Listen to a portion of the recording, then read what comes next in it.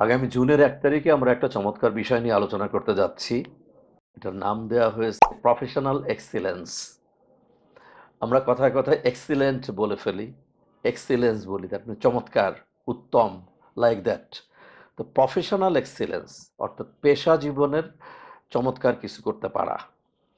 পেশা বলতে শুধু চাকরি এটা ঠিক আমরা বলবো না। চাকরি হতে পারে, উদ্যোক্তা হতে পারে, কৃষি হতে পারে, নানা রকম ক্ষেত খামার হতে পারে, হোয়াটএভার ইট ইজ, যেটা থেকে আর্নিংস বা রেভিনিউ জেনারেশন হয়, প্রফিট জেনারেশন হয়, জীবিকার জন্য যেটা মানুষ করে থাকে সেটাকে আমরা পেশা বলতে পারি। বাট আমরা একসঙ্গে অনেকে শুরু করলেও কেউ কেউ ভালো করি, কেউ কেউ ভালো করি না।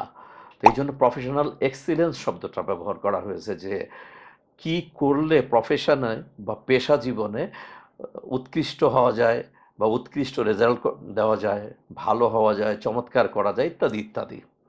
তো আমি ৪টা ইম্পর্ট্যান্ট কম্পোনেন্ট নিয়ে কথা বলতে চাই আমরা যারা শুরু করি পেশা জীবন।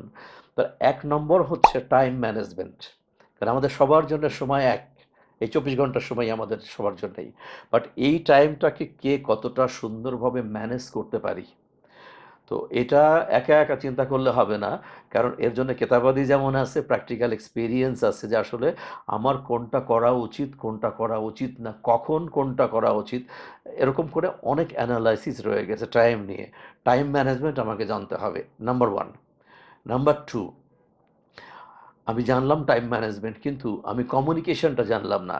কারণ আমরা যখন কাজ করি, পেশা জীবনে যখন কাজ করি, একজনের থেকে আরেকজন, একটা টিম থেকে আরেকটা টিম, নানাভাবে inter team and Intra team আমরা কাজ করি, এবং সেক্ষেত্রে দরকার হয় কমিউনিকেশনের। কমিউনিকেশন যদি ইফেক্টিভ না হয় তাহলে আমরা ভালো রেজাল্ট আনতে পারবো না। আরেকটা টপিকস আছে leadership.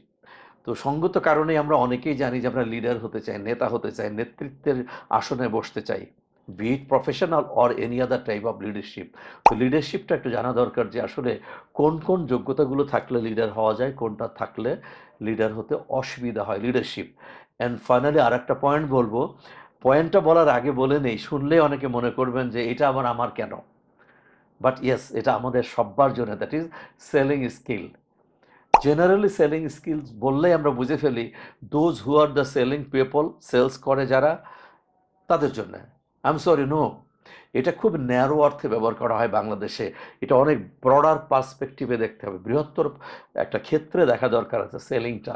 Selling that means the quality to convince somebody and bringing that somebody in my favour, logically, illogically না।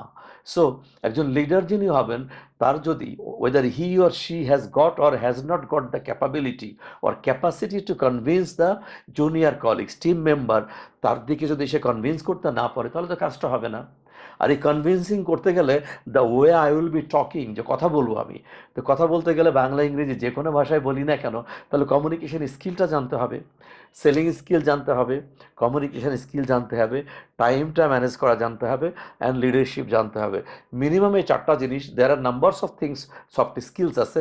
অন্তপক্ষে এই লিডারশিপ এক্সেলেন্সের জন্যে বা প্রফেশনাল এক্সেলেন্সের জন্য আমরা যদি মিনিমাম এই 4টা বিষয়ে খুব চমৎকারভাবে জানি, আই বিলিভ যে আমরা যারা শুনছি বা শোনার পরে আমরা কাজে লাগাবো, আমরা তুলনামূলকভাবে অন্যের চেয়ে ভালো করতে পারবো। শুধুমাত্র দিনের পর দিন কাজ করে যাওয়া, বৎসরের পর বছর কাজ করে গেলেই যে প্রফেশনে ভালো করতে পারবো, নট নেসেসারিলি, কখনোই না। Thank you.